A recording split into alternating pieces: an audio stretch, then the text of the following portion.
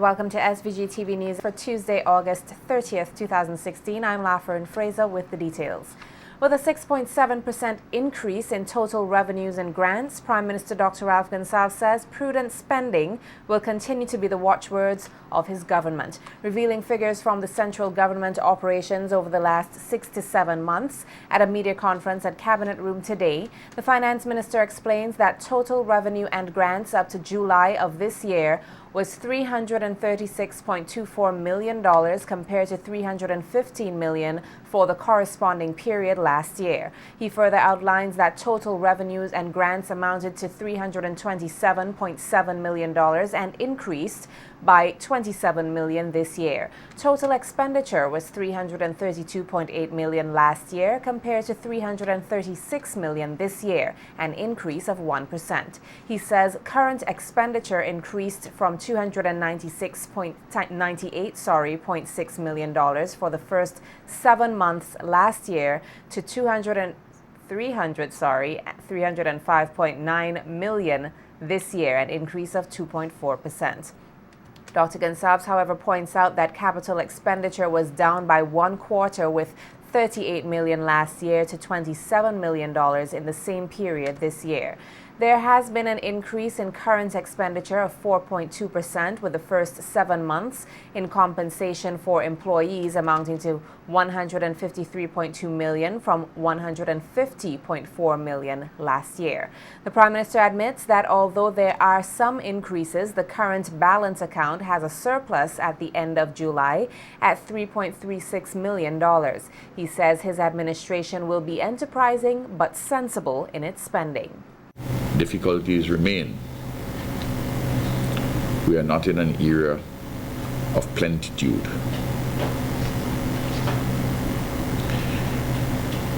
Having said all that, the fiscal numbers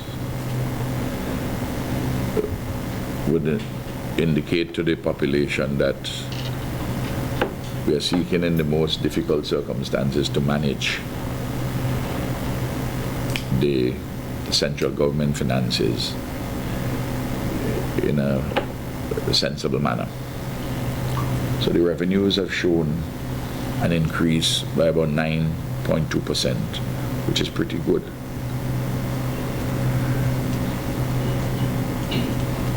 But there are lots of things we have to spend it on, and there are real challenges. And we have to be enterprising while at the same time be very prudent. Dr. Gonsalves also disclosed that there is $160 million in compensation for employees and called on all workers to be more productive. You're going to have cash flow challenges nevertheless.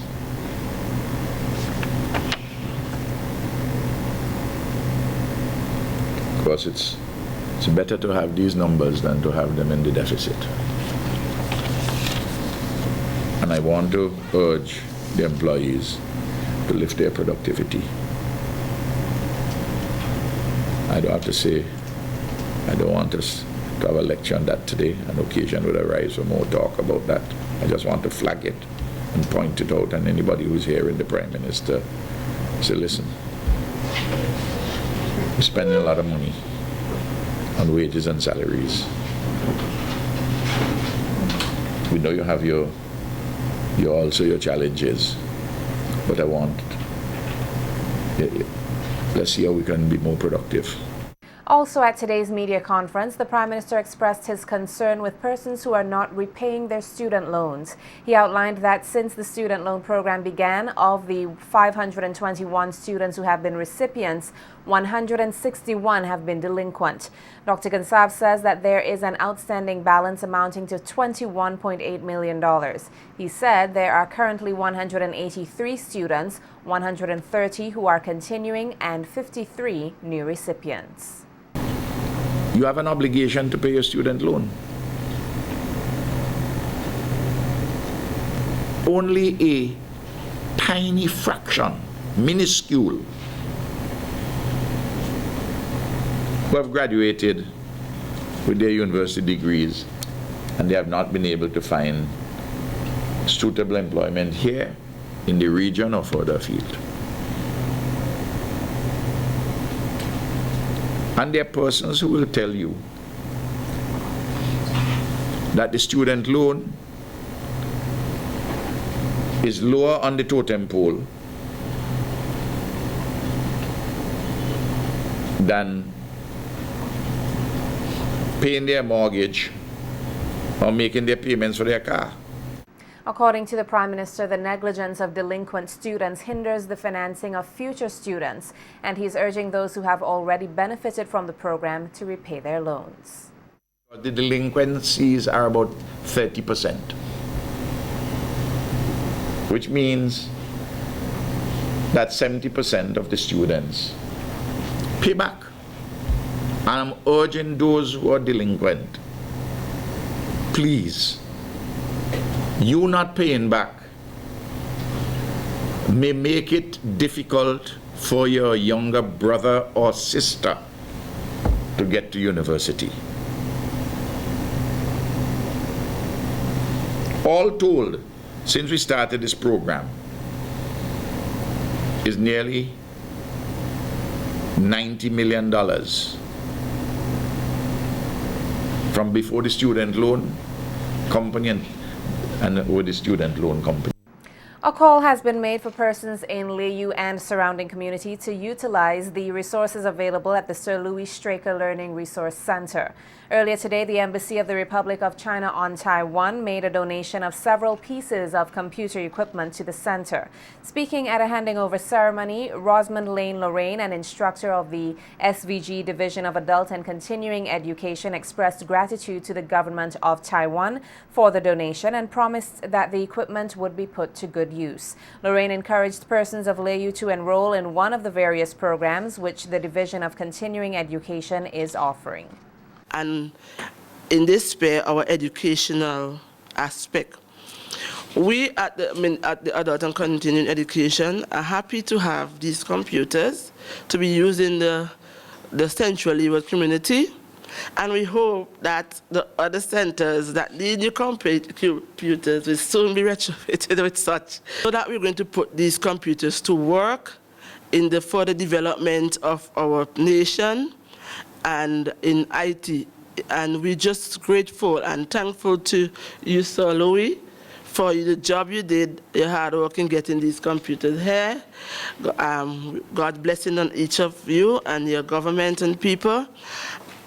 And I hope that persons will take the opportunity to come and be educated in the computer and other areas of studies that we offer at Adult and Continuing Education. Also making remarks was Member of Parliament for Central Leeward, Sir Louis Straker, who thanked Taiwan for their continued support, especially in the area of education. He noted that the Asian country is the single largest source of funds for the development of SVG, and as such, this nation's foreign affairs must be handled in a principled manner. How can we turn our back on a tried and trusted friend like this, that after all they have done, we tell them thank you, but we are moving on to other friends, as if they had not met our needs and been good to us? We can't do that. We have to conduct our foreign affairs in a principled and consistent manner and show gratitude. No country in the world has been able to give to St. Vincent what Taiwan has been given. It's the largest single source of funds for the development of our country. We get from the European Union, because that's a union of 28 countries. Now Britain is gone, 27. We get from Venezuela now, but in the aggregate, there is no country in the world that has provided more for the development of St. Vincent and the Grenadines as Taiwan.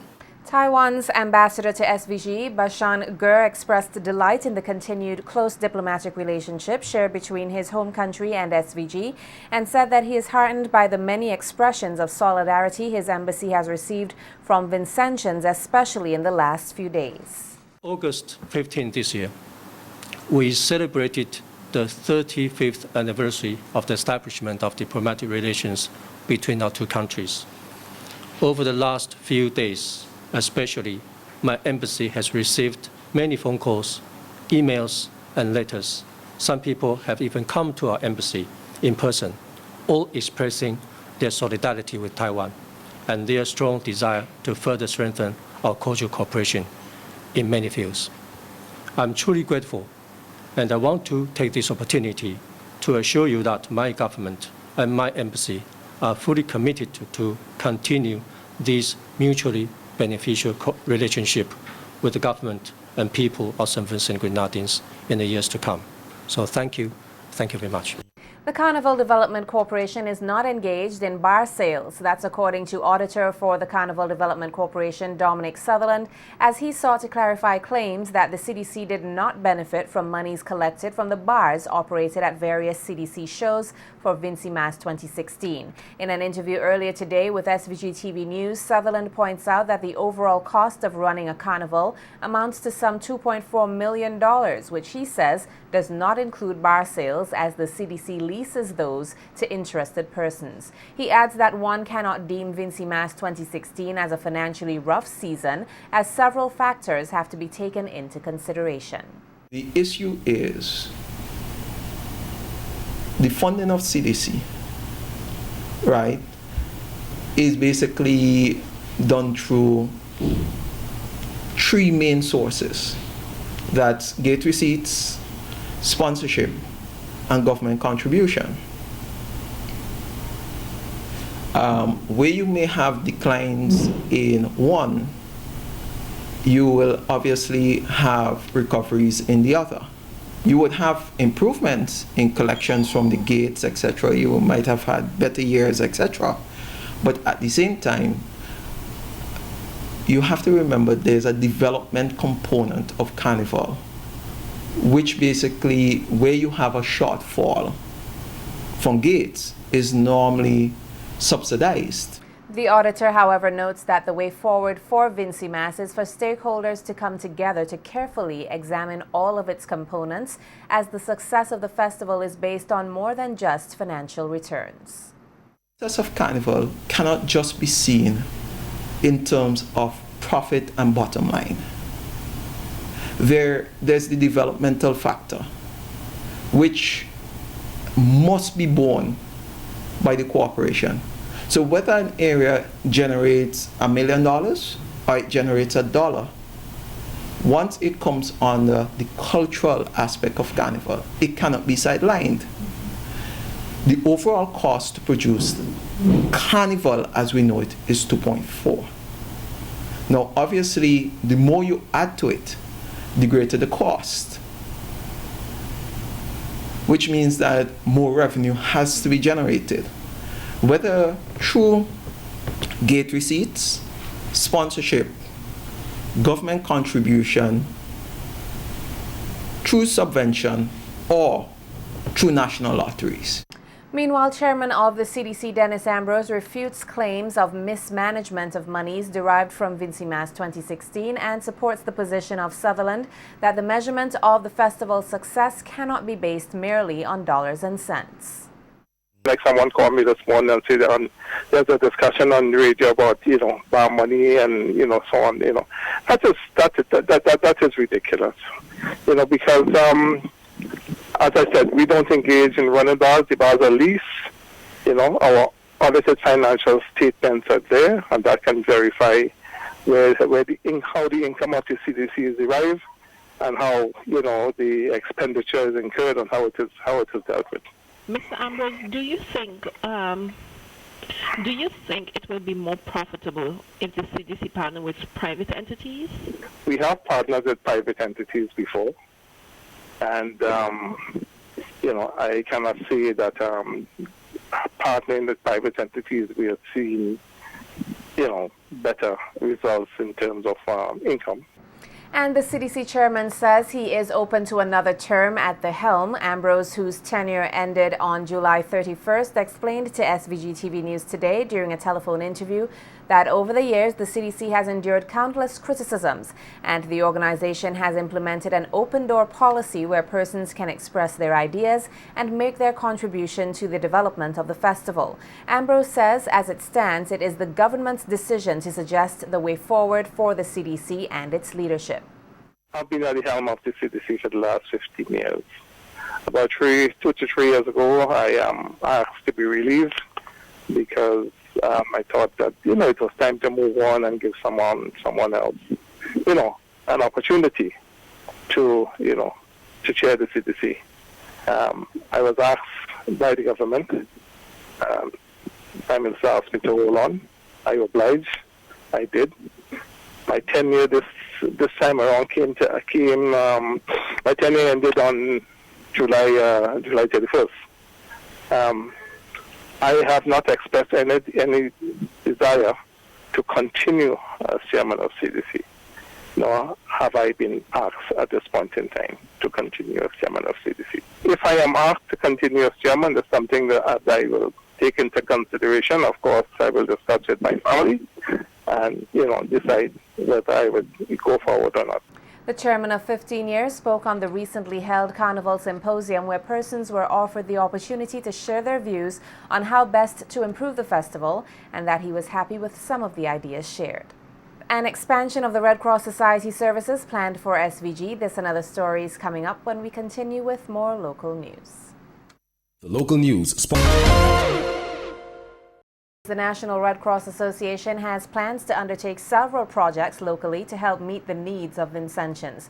Regional Director for the Americas, Walter Cottle-Whittingham, told SVG-TV News that the Red Cross has been doing a lot of work in a number of countries around the world, and SVG should not be overlooked, especially in the area of non-communicable diseases and disaster management. Matter number one is we need to really work better on community-based health programs, dealing with NCDs, non-communicable diseases, and also with other kind of diseases that are part of the viral affectation of communities. Also first aid in connection with health as a whole. This is the main matter that we want to improve and increase in country. The second one is disaster risk reduction. Disaster risk reduction is very key in the agenda because this is a country with a lot of vulnerabilities. You are disaster-prone country because the volcano, because the earthquakes. You could be affected by any tsunami that happen in the region. All these things are also in our agenda of how to build community-based programs of risk reduction. Whittingham says the Red Cross would also like to tackle social issues to ensure that persons are not discriminated against because of a disease or disability. Number three is social inclusion agenda. People living with HIV, very well included in the programs of the Red Cross. Simplicity, total openness from the Red Cross to include people, and we need to work on it, including disabilities, people that have problems. Social inclusion for us is very important. And the last one, and not least important, is the agenda of volunteers and youth. This is a country of volunteers. We have a lot of people that is in the age of retirement, and they are in the golden age. They could offer a lot for the country. We are welcoming these people to the Red Cross to be part of the new way to work as a volunteers. And then we have the other pole, that is the pole of the schools. School programs, having children and youth in the Red Cross. These two poles are creating a real space to improve and accelerate the capacity of the National Society of the Red Cross in St. Vincent and the Grenadines. The Regional Red Cross Director, however, made it clear that the only way these projects could come to pass is if the Red Cross received the necessary support from the government, the private sector, and the people of SVG. We have this dream, but this dream is not something that we can accomplish alone. We want the participation of the government because we are auxiliary of the government, and for us, work with the government is very important. Second, we want the participation of the corporate sector, the private sector, because we also need some resources to develop these things. But the main participation that we want is the participation of the communities, people helping people. We want that. Red Cross is that. Red Cross at the end is simplicity, humility, and action. Something that happened in the real grassroots level for the communities. This is the way that we are working on, and those are the four matters. The government of St. Vincent and the Grenadines has entered into a contract with Sea Operations SVG Limited for renovation work at the Dorchester Hill Government School. According to a media release from the Agency for Public Information, the contract, which is worth 1.5 million EC dollars, is funded by the World Bank under the Regional Disaster Vulnerability Reduction Project. The work, which will rehabilitate the building to meet the emergency shelter standards of the National Emergency Management Organization, NEMO, forms part of government's efforts to reduce the country's physical and economic vulnerability to adverse natural events and future climatic changes. The works, which is expected to take 12 months, will include upgrading the roof, installing hurricane shutters, replacing windows, and improving the kitchen and restroom facilities, and that will commence on September 5th, 2016. The school has been temporarily relocated to the nearby Dorchester Hill Evangelical Church building for the duration of the work. The JAC's Excellent Achievers Reward Program 2016 ended yesterday. The program, which focused on rewarding academically successful students with gift vouchers worth 500 EC dollars during yesterday's closing ceremony. Deborah Charles of the Ministry of Education thanked JACs for the initiative and urged the students to continue to work hard to make their parents and SVG proud. As a parent myself, I know that it is expensive to send a child back to school. Education, we know, is an extremely expensive venture, but it's the only thing that we can give to our children. And so parents, this afternoon, I'm advising each of you, this voucher you have gotten didn't come easily. You didn't just pick it up. It may have been given to you freely, but there's nothing as a free lunch. JACS has given you a start. Boys and girls, you are now going to take the initiative and work hard. Make your parents proud, make your schools proud, make your communities proud. And when you do that, St. Vincent is going to be a much better place. Charles said it is her hope that more businesses will take up the worthwhile initiative. I also would like to say, because the government has taken on what we call the policy of zero hunger, and we have started with the adopting a classroom in some of our primary schools, not all, because we cannot afford to adopt in each of the 66 primary schools that we have. I think it might be just about 9 of these schools. And so it is good for us to see business persons coming on board and adopting St. Vincent and the Grenadines, because this is exactly what JACS has done this afternoon. Not just a school, not just a class, but really it's St. Vincent and the Grenadines. JACS, thank you very much, and may God continue to bless your business.